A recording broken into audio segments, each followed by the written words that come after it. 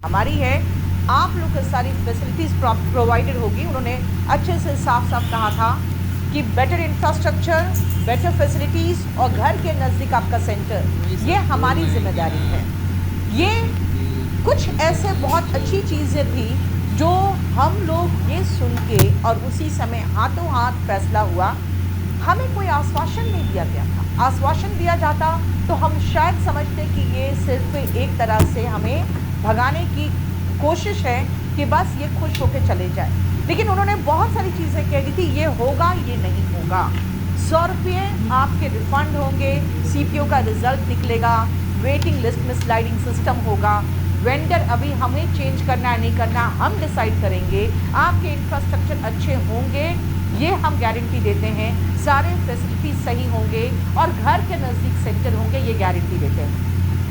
आज सुबह स्टेनो का एक उन्होंने नोटिस जारी किया एसएससी ने कि जो बच्चों ने अपने जो 3 उन्होंने ऑप्शंस भरे थे उन्हीं 3 में एक सेंटर दिया गया है, और अगर वो 3 सेंटर्स नहीं हो पाया है तो घर के 220 किलोमीटर के नज़दीकी सभी बच्चों को सेंटर दिया गया है। तो एग्ज़ाम शुरू होने से पहले ये जब नोटिस आया हमें लगा कि शायद जो उन्होंने प्रॉमिस किया है वो उसे पूरा करने की कोशिश में है। लेकिन सबसे बड़ी बात है कि जब स्टेनो का एग्ज़ाम हुआ और हमारे पास कुछ वीडियोस आए हैं वो बहुत ही दहलाने वाले हैं, क्योंकि सबसे पहले वहाँ पे जो इनविजिलेटर था एक सेंटर में, वही इनविजिलेटर सबका सारा काम करने के बाद उन्होंने खुद भी बायोमेट्रिक देके वो एग्ज़ाम देने बैठ गए। दूसरा, स्टेनो के पेपर में 10 क्वेश्चन ऊपर ऐसे क्वेश्चन हैं जिसमें 3 ऑप्शन। अब ये मुझे बताया जाए कि ये एसएससी जिससे क्वेश्चन पेपर ले रही है, क्या उनको पता नहीं कि 3 ऑप्शन नहीं होते हैं, 4 ऑप्शन होते हैं?